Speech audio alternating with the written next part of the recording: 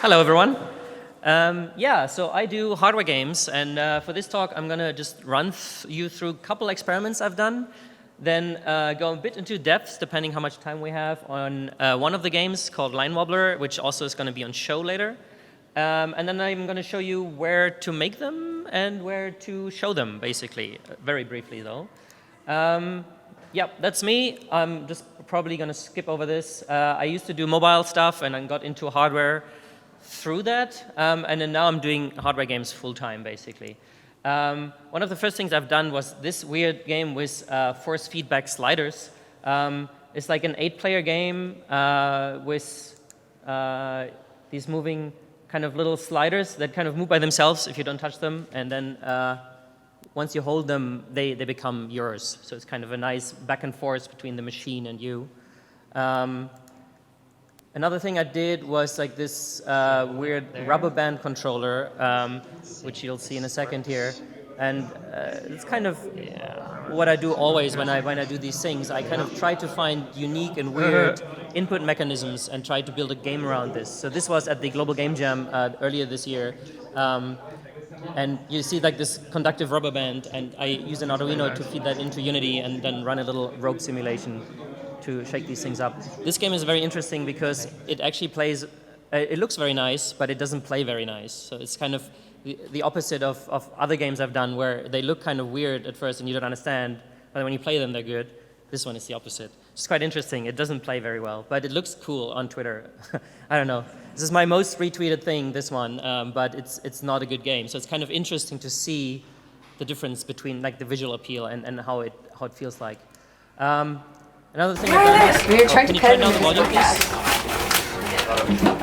So this is another game without a display, so you play it on a touch panel, and you're trying to find an invisible cat. It's called Schrödinger's litter box. It's actually quite a sensual experience. It's almost erotic in a way, where you're trying to find the right spot, and then you have this glove which has vibration motors in it. So once you find it, the glove starts vibrating, so it's a cat purring, basically. And this game was made also earlier this year, and it was made on a train, actually, so you can see the landscape going by. It was like on the train jam from Chicago to San Francisco. You include everything, the train. It's a very cool experience. And you can also, soldering was a bit hard on the train, so everything was moving. Yeah, so you see it's like the electronics. It's actually not much. Let's skip through that. This is another cool thing. It's a game about pain. It's actually a French kitchen knife on a motor. And we were just lucky enough that neither the knife was sharp enough nor the motor strong enough to actually cut players. We didn't test this really. But like health and safety is like a secondary concern when you make these hardware games. The goal is you have to keep these buttons pressed as long as you can. You cooperate with 3 players. And the little bar fills up in the display, and the display always tries to insult you a little bit, so you get more cocky. That's the one. It's very fun. So these are kind of some examples. I haven't shown Wobbler, which there's a picture later, and you can play it this evening. But briefly, hardware games are much easier to do now than before, I think. So it's a very exciting time to be making hardware games because everything is getting better. So it's easier to use than before. So there's like things like the makey little bits where you don't even really need to code, you just snap them together. They're much cheaper now. So like the Pi Zero is like a full computer for $4. Arduinos are super cheap as well. They're easier to buy. There's like more online shops. There is Chinese options if you really want to keep it cheap. Just takes a couple of weeks to arrive, and then you forget about it, and you get a nice little present on your doorstep. It's quite nice. The hardware itself is getting better. So I'm, for example, using the Teensy, which is like a souped-up Arduino, and it just does everything a little better and more of it, and has like cool audio output. There's Kickstarter devices, which are like specialized things that are for some purposes, and you can hack into them. And there's large communities, like offline, there's hack spaces. So I'm part of a big community in London that does events. But also online, there's a lot of forums, and especially the Arduino community is really good at kind of helping out. So if you have anything you want to get working on an Arduino, you just basically need to Google Arduino, I don't know, kitchen knives. Well, maybe not that. I don't know. I should put a tutorial up. But there's usually there's a tutorial with like really detailed explanation, code, what pins you need to connect where. You don't need to know anything about electronics, like almost nothing at least. So it's really easy to get started. So then the next question is, I guess, when and where can you make it? So luckily, in exactly 1 week, there is the AltControl Game Jam. So now the AltControl Game Jam is specifically for hardware games, but it's a bit odd in that it's online only. So nobody actually can play any of the games, which is kind of strange. I think there is a local meetup at some places. So in Paris, there's one that I know of. But the idea is basically you make something at home, you take a cool video of it, and then there's a chance that you can show it at the AltControl showcase at GDC next year. And also there's other game jams that are not specifically hardware, but like usually have a hardware kind of direction. So there's like a Zoo Machines Festival in France, which always has been fairly experimental and prone to do hardware things. That was a really cool festival. That's where I did the knife game with some friends. And it was a good thing. But also you can do it at other game jams. So like normal game jams. I mean, the train jam isn't exactly a normal game jam, but any jam basically that isn't hardware focused. You can just bring some hardware. People started bringing more stuff as well. Like I have been to a couple of jams where there were 3D printers. So you can just print your own things there. And usually people are there to really happy to help as well. Like if we end up jamming together, you can just come up and say, hey, how do I do this? Or I have this idea for this weird controller, and then we can just make it. It's just a matter of bringing some parts in. So like usually bring in all kinds of weird sensors and have no idea what to use them for beforehand. And just trying to make things go.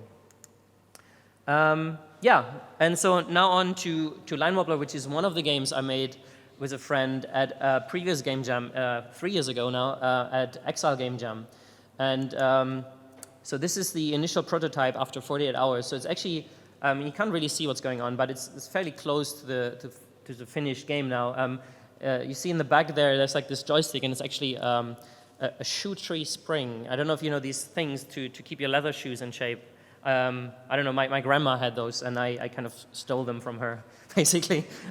And that's exactly the thing. This is my grandma's shoe tree and spring. And I put like a little sensor in the top, so it's actually an acceleration sensor. And that's what I built during the jam. And then a friend of mine, Matthias, he was trying things with LED strips. And so we said, oh, let's try something together. And the game basically came from there, just from this combination of things. So it's, this is the inspiration for the joystick, by the way. It's a cat with a doorstopper spring. Yeah, silly. But yeah, these kind of limitations to it, in my case, in our case, was like one dimension and a spring joystick with no buttons is really informing the game itself. So like, it's a kind of a nice extra limitation, much like game jam themes are, good for. So I think I have I don't know if I have the slide on this, but basically, because we only had one dimension, so we had like a little debug output of where, how far do I bend the spring in each case. And so I just put a green light to show how far that was. And then, if you fling the spring, like in this video, it like wobbled back and forth really fast. So it's like, oh, this looks kind of aggressive. So this could be an attack. So if you have an attack, so we should add enemies as well. So that's kind of, let one step next to the next. So we had enemies and a moving thing. So then what else can you do in one dimension? Not too much, right? So you can push things forward and back. So that's what we did. And then you can just kind of make players wait or, like some timing challenges. So this kind of a lava thing, which is in the game. So if you haven't seen the game, it all might sound like really weird to you. And I should really have put a video in there, but I didn't. So you have to try it later. So you have to stay to the party, and then you can see. But yeah, so another exciting thing is like, because it's 1D, it doesn't really exist in a 1D world, but in a 3D world. So the embedding of the game itself becomes part of the gameplay. So often I have it, like every time I show it, I try to have it set up in a new way. It's not always possible, but like here it was going over the head of the players and actually behind them as well. So it's kind of interesting when players kind of bend back their heads trying to play the game, and it kind of goes back into like hurting the player a little bit. So everyone got like a little stiff neck, and it's fine. It's fun to watch. Yeah, there was another show. It's actually a Zoom machine. It's like it's like inside another thing. This was underwater. It didn't really change the gameplay, but it looked cool. And we had little newts in the water that kind of actually were attracted by the lights. That was fun. Oh, so this is gameplay. I mean, like, yeah, still can't really see what's happening. But yeah. Okay, so these are the parts. They're not really important, but if you're trying to build something similar, actually I have to skip through this because we're running short of time.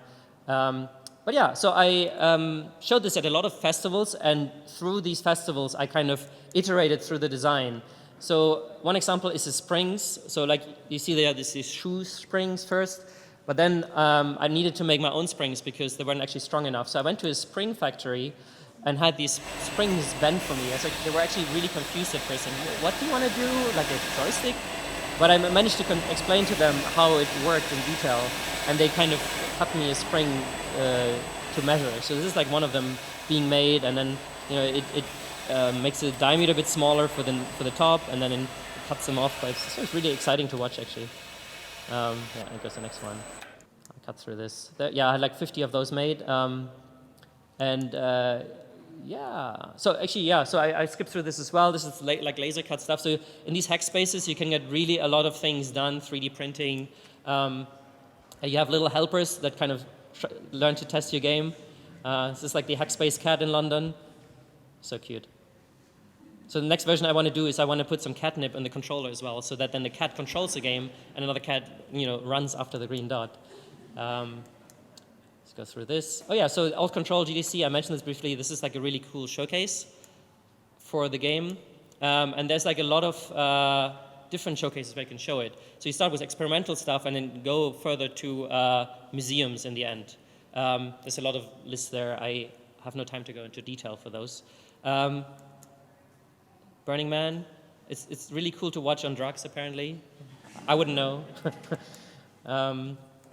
And then, yeah, you can scale it up. You can do Kickstarters, but I have no time to explain. Like, this is like another talk, basically, what to do with your game after you've shown it once. And this is the next steps I want to do. I want to build a really large version going up a tower once. That would be cool. But yeah, so that's basically like a really brief glimpse into what I'm doing every day. Yes, so that's basically it. I have one more slide, which is totally unrelated. But tonight, there's a really high chance for polar lights. There's a massive solar storm 3 days ago. This was last night, so you can see there was apparently northern lights visible down to Frankfurt or something. I haven't seen them, but tonight you can either see the blinking lights inside, but you can also go outside and see if there's no clouds anyway. That's it. Thank you.